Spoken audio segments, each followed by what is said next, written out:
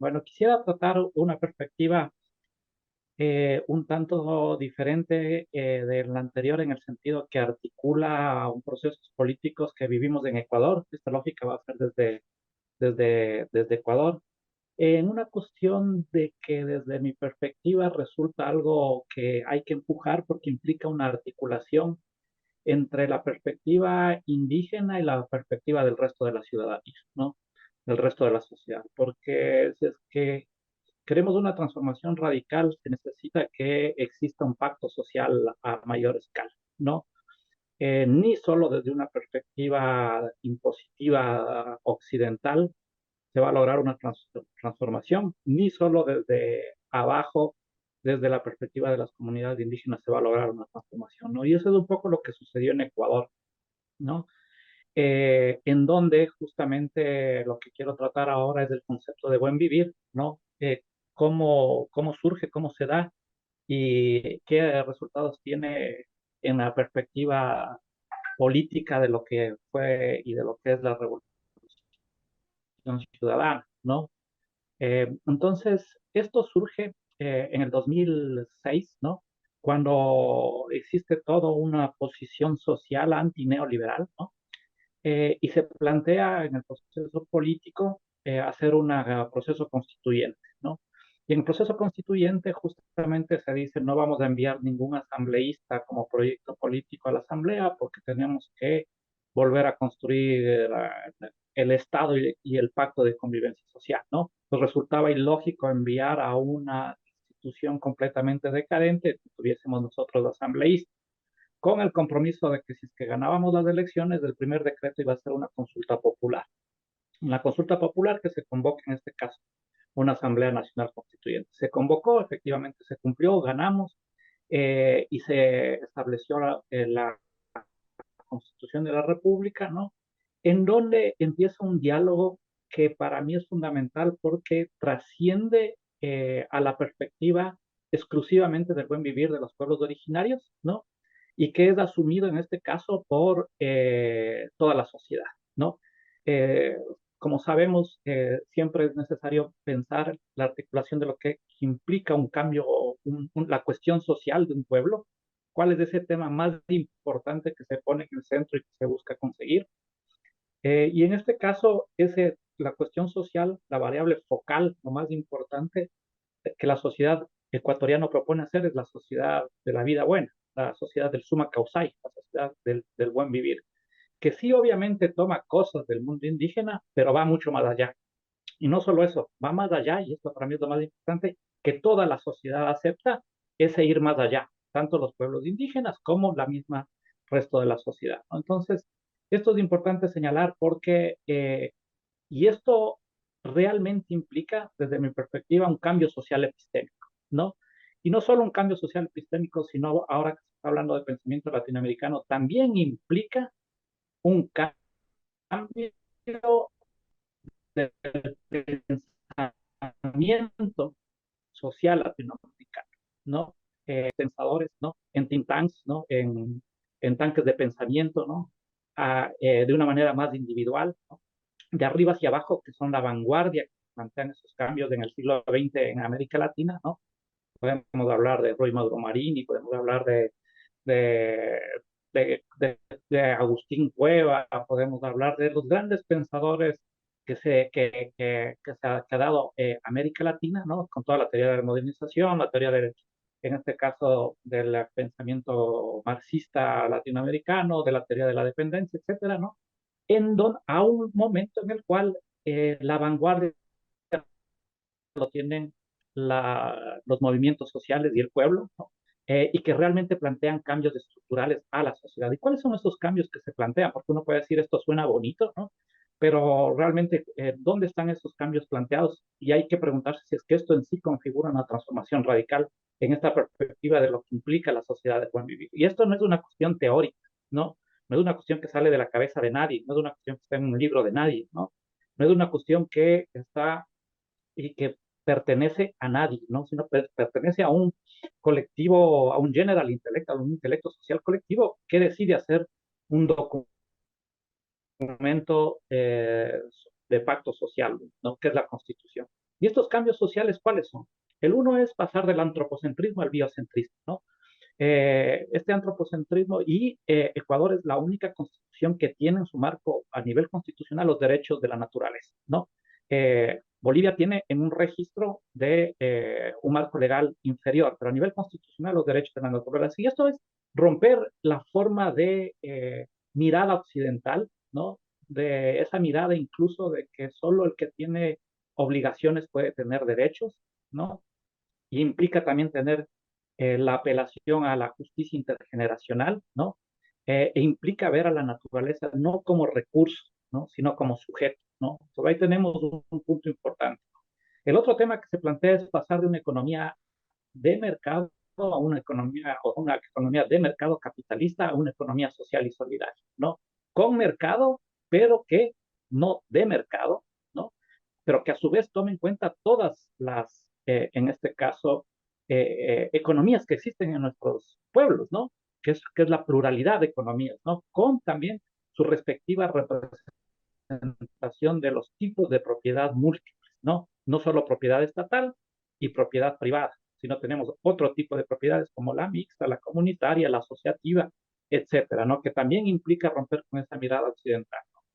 El otro punto es, se da un reconocimiento de las múltiples identidades y de la economía del cuidado, con la cual también se da un pequeño salto,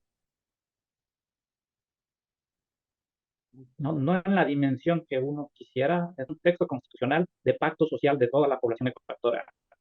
El otro tema que también implica un cambio radical es pasar de la democracia exclusivamente representativa a una democracia participativa, deliberativa y comunitaria, ¿no? Así lo dice el texto constitucional, ¿no? Entonces es trascender a esa mirada de el juego que le hace la democracia representativa al capitalismo y le lava la cara, ¿no? Que hemos conocido en América Latina a otro tipo de propuestas democráticas, ¿no? Es pasar, en este caso también, de la lógica del individuo como consumidor, ¿no? A la lógica del ciudadano universal.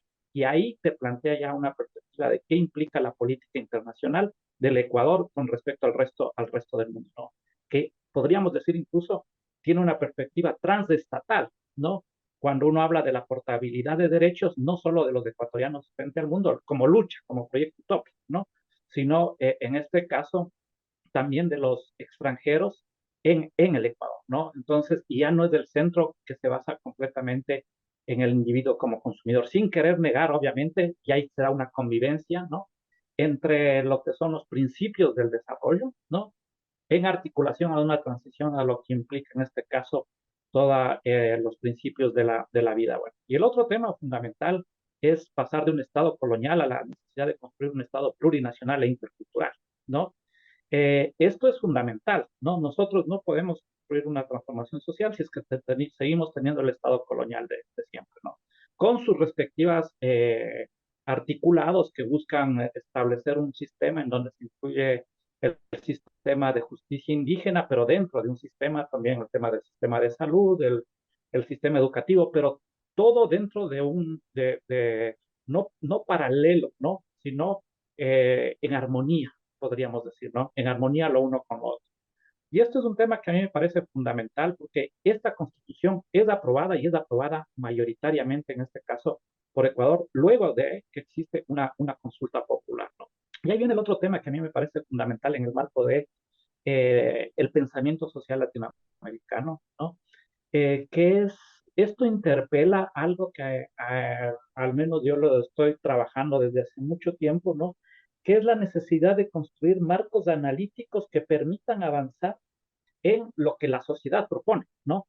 No al revés, ¿no? No al revés, sino es lo que la academia, los investigadores, los intelectuales tienen que hacer, ¿no? No es ser la vanguardia está en lo social, sino acompañar a lo social, ¿no? Dando marcos analíticos, metodológicos, empíricos, que permitan generar, podríamos decir, municiones semánticas, ¿no? Para poder acompañar a los procesos sociales que son los que llevan esta vanguardia. Esta constitución se puede, es diametralmente opuesta a lo que es la noción de un Estado patriarcal, colonial, con una economía capitalista, antropocéntrica, etcétera, porque es parte de lo que han sido las luchas sociales, ¿no? Por eso se da una aprobación en el caso de Ecuador, ¿no? Que a diferencia de Chile, desde mi punto de vista, hay un fracaso ahí porque no se ve, ahí en Chile se establecieron una constitución que se dio lo mejor, la vanguardia de las constituciones, y eso fue a plasmar, en este caso, en el proyecto constituyente, ¿no? En la constitución. En el caso de Ecuador, es porque esas luchas son las voces de las resistencias, yo les llamo resistencias creativas, ¿no? Que las que dan nacimiento a una sociedad que en este caso es una alternativa, por eso yo suelo decir a cambios epistémicos social a lo que constituye en este caso los paradigmas usuales tradicionales que tenemos, ¿no? Entonces, y ahí cuando yo hablo de este tema de tener nuevos marcos analíticos, yo lo que propongo es que la sociedad, ¿no? Para el caso ecuatoriano, y esto se puede replicar bajo otras lógicas y otras formas de particulares que tiene cada país, ¿no? Es necesario articularlo, yo digo, a través del análisis del tiempo, ¿no? Del tiempo para la buena vida, de hecho, ¿no? ¿Y por qué digo esto? Porque si es que la cuestión social, y esto lo digo porque nos pasó, yo fui ministro de Rafael Correa a los 10 años, ¿no? Como ministro de Planificación y también y Desarrollo y como ministro de Ciencia, Tecnología e Innovación, Educación Superior, ¿no? Si es que nosotros seguimos teniendo un aparataje conceptual, teórico, metodológico, ¿no? Que está formado en la matriz, ¿no? Utilitaria neoclásica, ¿no? Y lo digo desde un punto de vista incluso de economista, ¿no? Si es que nosotros procuramos que el valor de la sociedad esté en la vida buena, ¿no? Y seguimos utilizando sus marcos metodológicos, difícilmente vamos a poder plantear alternativas de políticas públicas o de intervención social, porque como se diagnostica, se interviene. Y el gran problema que existe ahora mismo para poder construir otro tipo de sociedad es que los marcos analíticos, ¿no? Son marcos que pertenecen a la ideología capitalista, ¿no? En términos de empíricos concretos, ¿no? O sea, las cuentas nacionales, pensemos, las cuentas nacionales tienen esa lógica, ¿no? Entonces, en ese marco, la disputa que se está teniendo, ¿y por qué planteo el tiempo, no? Porque si es que la sociedad ecuatoriana planteó que el centro, la variable focal, la cuestión social, es la vida buena, ¿no? Un proxy de la vida es el tiempo, porque a quien entregas tu tiempo, entregas tu vida, ¿no? Quien se queda con tu tiempo, se queda con tu vida, ¿no? Y por lo tanto es necesario construir también un aparato metodológico y empírico, y ahí planteo yo propuestas de estructuras de análisis con el tiempo, que implica cambiar las unidades de análisis y que obviamente dan cuenta de una reflexión que permite en este caso avanzar o disputar el sentido del valor, ¿no? Y este es el punto principal. Lo que nosotros necesitamos es una nueva teoría del valor, ¿no? Si es que nosotros leemos a Mariana Mazzucato, lo que estoy planteando no es descabellado, porque ella analiza justamente, cuando analiza la historia del valor, cómo el valor ha sido construido históricamente, ¿no? Y cómo estamos ahora en el momento del valor de cambio, ¿no? Entonces, si es que lo más valioso es la vida, yo no puedo hacer de la vida una cuestión que le cosifique monetariamente, ¿no?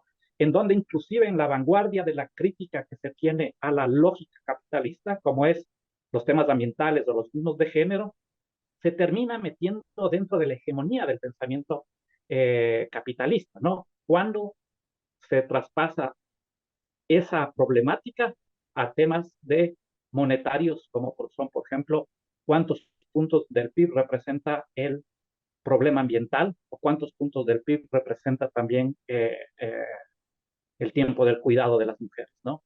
Entonces, esta temática creo que es importante. Yo no digo que no haya que hacerlo, ¿no? Es necesario hacerlo para visibilizar, pero es necesario ir mucho más allá, ¿no? En términos de la lógica que se tiene que plantear para construir otro tipo de sociedad. ¿Me dicen cuánto tiempo tengo para poder, en este caso, ir cerrando o René, tenés 3 minutos. perfecto, ¿no? Entonces, en ese sentido, simplemente lo que señalo es que ahí lo que se termina haciendo, y voy a poner simplemente unos ejemplos de lo que implica esto, ¿no? En términos de ver a la sociedad a través del tiempo, ¿no? Cuando uno analiza, por ejemplo, el tema de el impacto que tiene la macroestructura sobre la vida social, ¿no? Uno le puede trasladar también al impacto que tiene en términos de cómo las políticas neoliberales afectan a mi vida cotidiana o cómo otro modelo de desarrollo afecta a mi vida cotidiana, ¿no? Ahí hice dentro del libro que escribí que se llama La vida y el tiempo, apuntes para la construcción de una teoría ucrónica de la vida buena, ¿no? Hice esta simulación a través de microsimulaciones que se pueden hacer, ¿no? Y vi qué hubiese pasado si no hubiese habido neoliberalismo en Ecuador con respecto al tiempo de la vida cotidiana y qué hubiese pasado si no hubiese habido revolución ciudadana con respecto a la vida cotidiana, ¿no? Y obviamente el rato que uno ve es que si es que existen procesos de precarización social, ¿no? El único recurso que tiene el ciudadano de a pie es su tiempo de vida, ¿no? Entonces, por lo tanto, se precariza. Y eso pasó en el neoliberalismo, ¿no? Si es que no hubiese habido neoliberalismo, un ciudadano ecuatoriano promedio hubiese tenido 3 horas más de tiempo libre, ¿no? En cambio, si es que no hubiesen habido las políticas de la revolución ciudadana, donde tenías una perspectiva de la estrategia de desarrollo endógeno, hubieses tenido 5 horas menos de tiempo para la buena vida, ¿no? Entonces, y eso se puede hacer con muchas otras variables, ¿no? Por ejemplo, para terminar pensando en la recuperación del pensamiento latinoamericano, ¿no? También se ve el análisis de las relaciones ecotemporales desiguales en el comercio mundial, ¿no? Y cuando uno analiza, en vez de ponerle cifras de dinero, en términos de tiempo, ¿no?